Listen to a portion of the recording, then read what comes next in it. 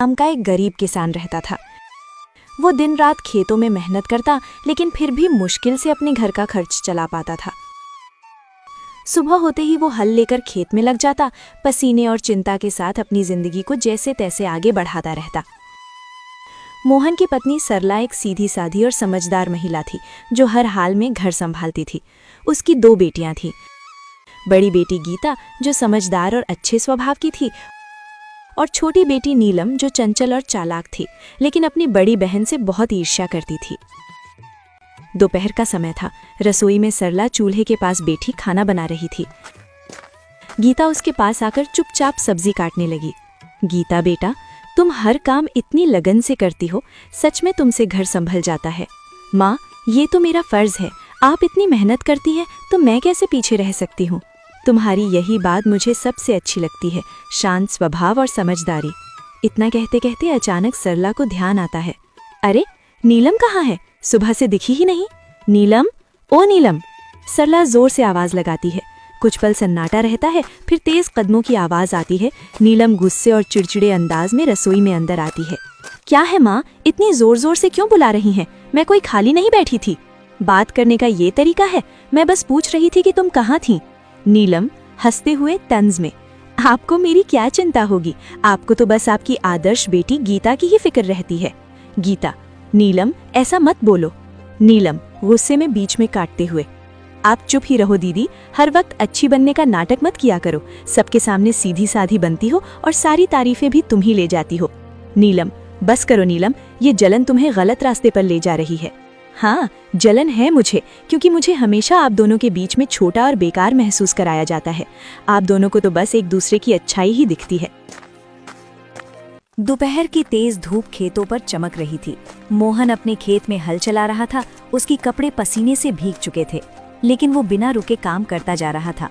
चारों तरफ सन्नाटा था, बस बैलों की धीमी चाल और हल्की मिट्टी चीरने की आवाज सुनाई दे रही थी।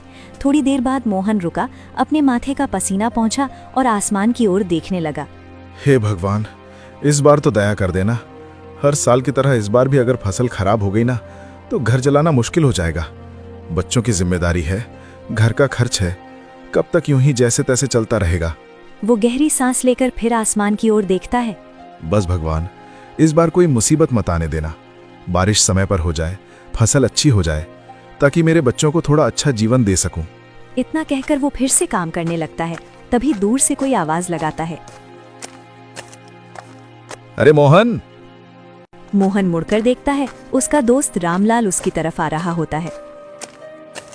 क्या बात है भाई, आज तो बड़े सोच में डूबे हुए लग रहे हो। क्या बताऊं रामलाल, किसान की जिंदगी ही ऐसी है।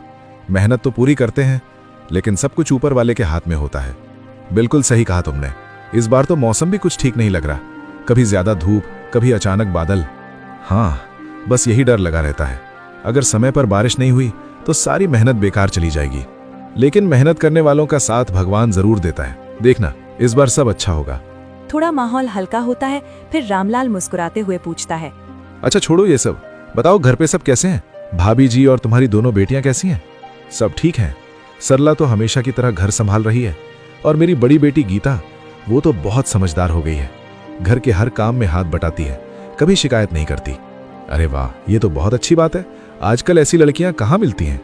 हाँ, लेकिन छोटी वाली नीलम, उसका स्वभाव थोड़ा अलग है, चंचल है और कभी कभी गुस्सा भी जल्दी आ जाता है।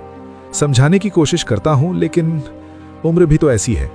कोई बात नहीं मोहन, धीरे धीरे सब समझ आ जाता है। बच्चे हैं, समय के साथ सीख जाते हैं। बस यही उम्मीद है कि दोनों बेटियां सही रास्ते पर चलें और खुश रहें।